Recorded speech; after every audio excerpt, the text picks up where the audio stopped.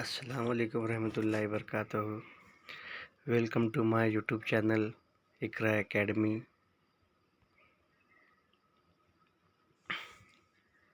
Class 10 subject defence study lesson number 5 science technology اور قومی سلامتی. سائنس ٹیکنالوجی اور قومی سلامتی کی وضاحت عمران بنگلوری کی جانب سے. حصہ اول. For more videos, subscribe my YouTube channel Iqra academy.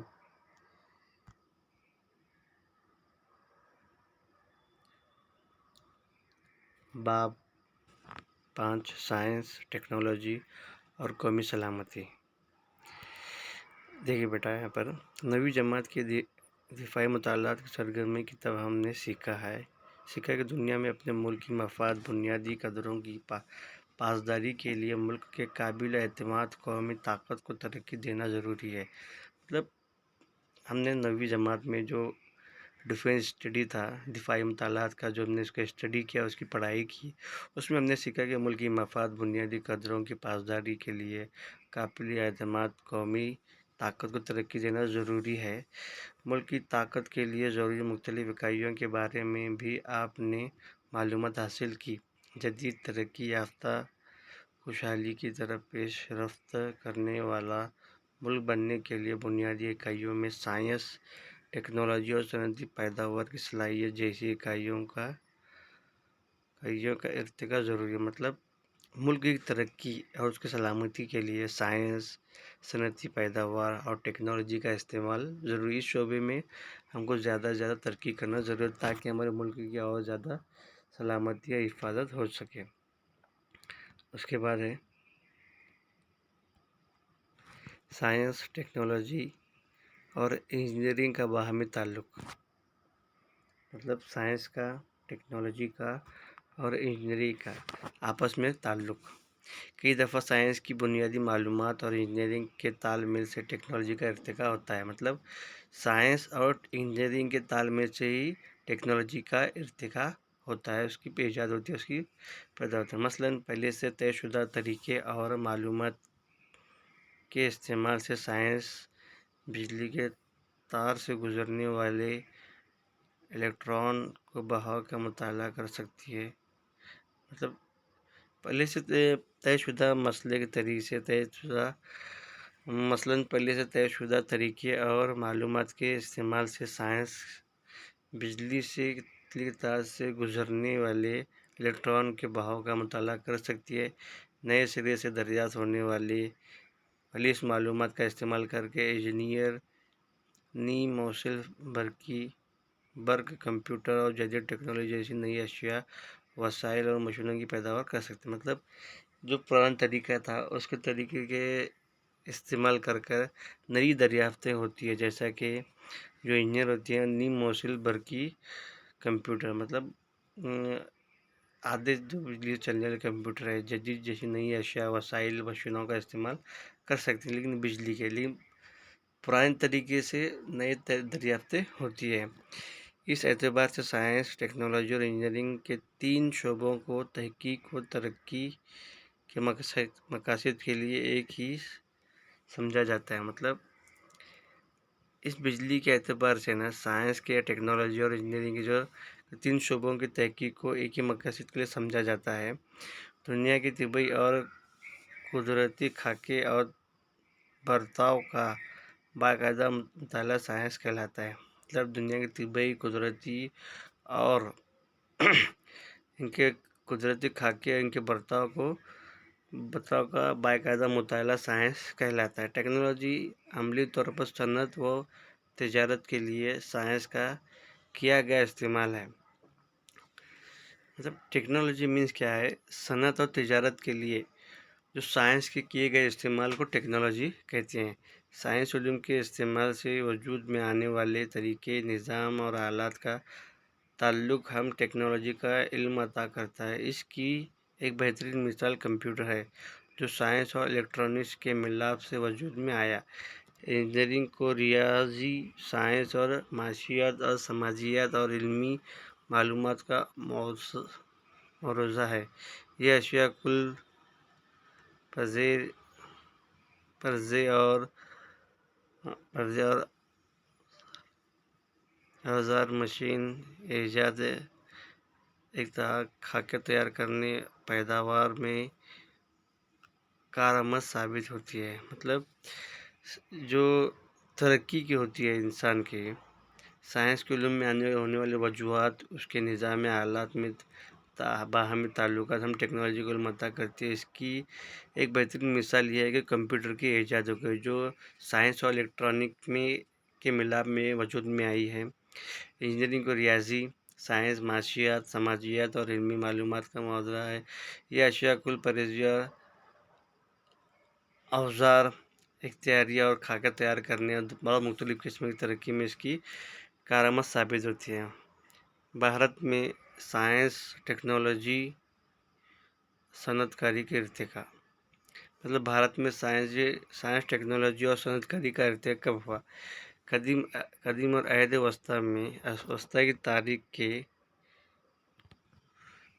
شروعوں میں دیکھا جائے تو پتہ چلتا ہے کہ بھارت نے دنیا کا علم، فلکیات، ریاضی اور لباس کی تہذیب کے علاوہ دیگر کئی شعبوں کا علم تھا۔ مطلب ہم زمانے قدیم اور عہد وسطیٰ کی تاریخ میں جھانکیں گے یا دیکھیں گے یا جھروکوں میں دیکھا جائے تو پتہ چلتا ہے کہ بھارت کو دنیا کے علم کا، فلکیات، ریاضی، لباس اور تہذیب کے علاوہ دیگر شعبوں کا بھی علم تھا۔ 17ویں صدی میں بھارت معاشی اعتبار سے اور فوجی لحاظ سے یورپی ممالک کا اہم پلہ تھا۔ مطلب 17ویں صدی میں بھارت کی ذریعہ معاش اور فوجی لحاظ سے کیا یورپی ممالک سے اہم پلہ تھا۔ 1780 میں ٹیپو سلطان نے انگریزوں کے ساتھ لڑتے ہوئے میزائل کا استعمال کر کے انہیں حیرت زدہ کر دیا تھا۔ مطلب یورپی ممالک سے ان کا اہم پلہ تھا، مطلب ان کے باہمی یہ جھگڑا، مطلب ان سے کچھ یہ تھا۔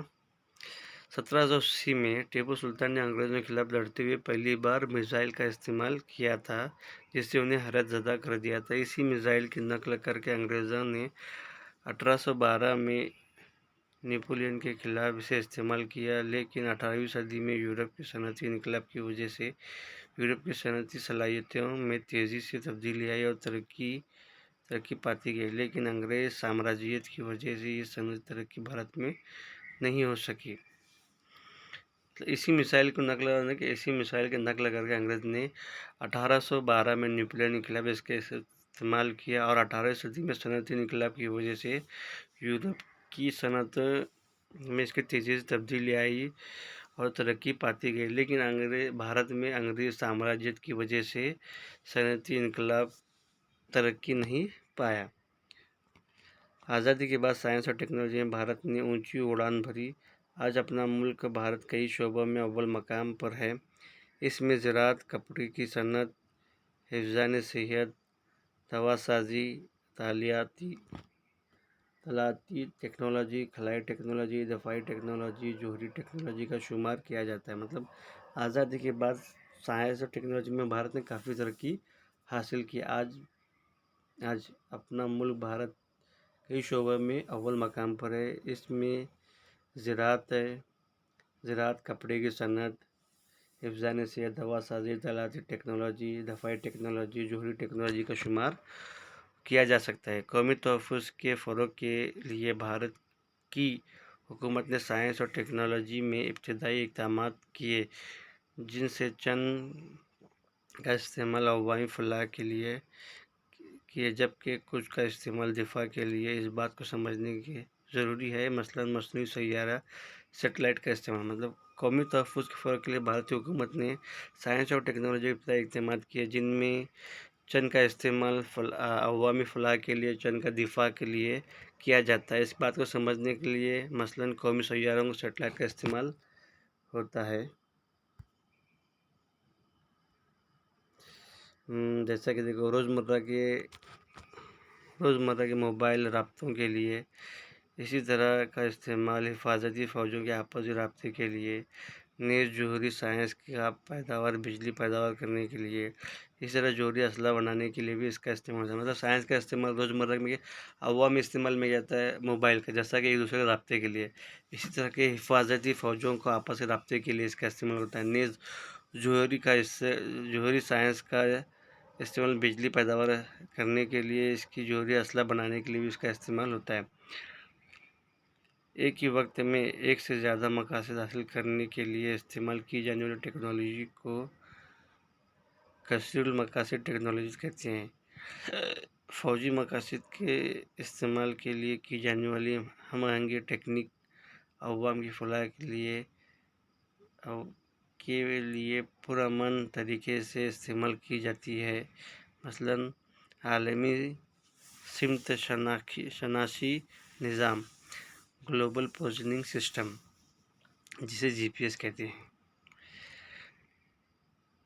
اس باب میں بھارت کی حفاظت کے لیے فوجی دستوں کے ذریعے استعمال کی جانے والی ٹیکنالوجی کے 3 شعبوں پر روشنی ڈالی گئی ہے: خلائی ٹیکنالوجی، جوہری ٹیکنالوجی، الیکٹرانکس۔ یہ تمام کثیر المقاصد ٹیکنالوجی ہیں۔ ایک ہی وقت میں ایک سے زیادہ مقصد حاصل کرنے کے لیے جو ٹیکنالوجی استعمال کی جاتی ہے اسے کثیر المقاصد ٹیکنالوجی کہتے ہیں۔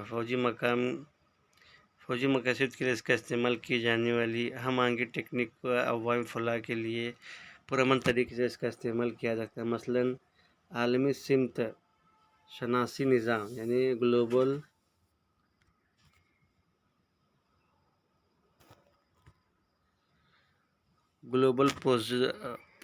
پوزیشننگ سسٹم، GPS کہتے ہیں۔ اس باب میں بھارت کی حفاظت کے لیے فوجی دستوں کے ذریعے استعمال کی جانے والی ٹیکنالوجی کے 3 شعبوں میں پر روشنی ڈالی گئی ہے: خلائی ٹیکنالوجی، جوہری ٹیکنالوجی اور الیکٹرانکس۔ یہ تمام کثیر المقاصد ٹیکنالوجی ہیں۔ پہلا ہے نمبر 1 خلائی ٹیکنالوجی۔ انسانی بقا اور ترقی کے لیے خلائی ٹیکنالوجی اہم ہے۔ سیٹلائٹ اب کئی مقاصد کے لیے استعمال کیے جا رہے ہیں، مثلاً موسمیاتی، ٹیلی ویژن، نشریات، ٹیلی فون، سمت نما انٹرنیٹ۔ خلائی ٹیکنالوجی نظام کا استعمال کئی شعبوں میں ہوتا ہے۔ مطلب ابھی انسان کی بقا اور ترقی کے لیے اس کی خلائی ٹیکنالوجی استعمال ہوتی ہے، لیکن اب خلائی ٹیکنالوجی کا سیٹلائٹ کا استعمال کئی مقاصد کے لیے ہوتا ہے: موسم کی جانکاری کے لیے، ٹیلی ویژن کے لیے، انٹرنیٹ کے لیے، ٹیلی فون کے لیے، یعنی سمت نما کے لیے اس کا استعمال ہوتا ہے۔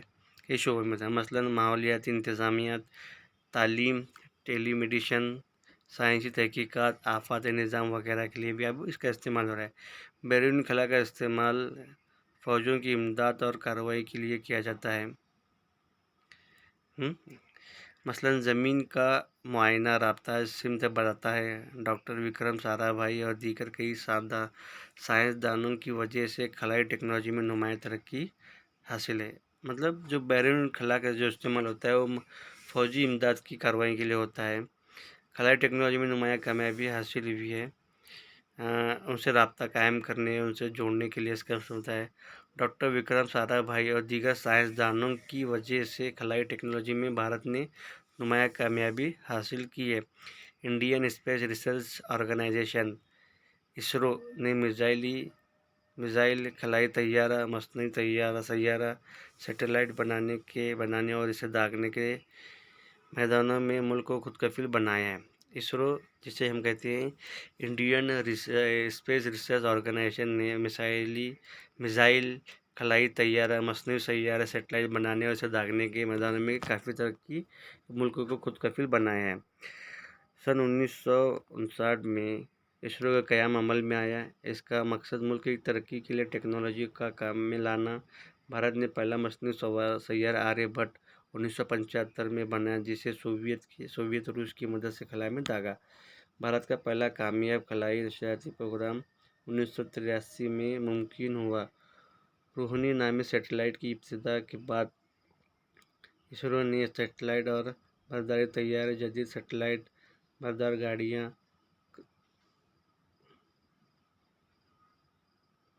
قطبی سیٹلائٹ بردار اور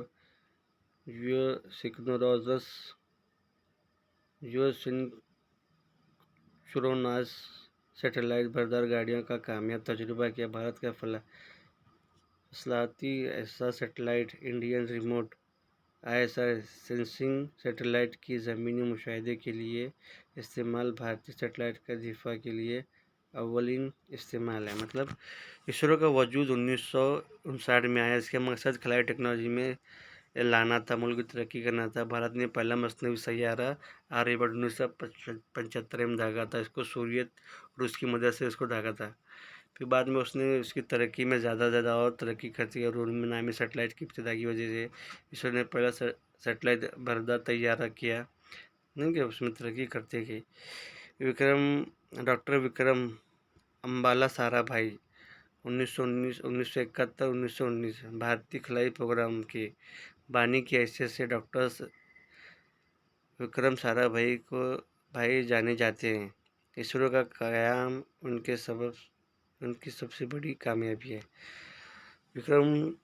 ڈاکٹر وکرم سارا بھائی امبالا سارا بھائی یہ 1919 میں پیدا ہوئے، 1971 میں انتقال ہو گیا۔ بھارت کی خلائی پروگرام کے بانی یعنی اسرو کے بانی میں اسرو قیام میں ان کا کام بہت ہی اہم ہے۔ Design concept by Imran Bangalori. For more videos please subscribe my YouTube channel Iqra academy. السلام علیکم ورحمۃ اللہ وبرکاتہ۔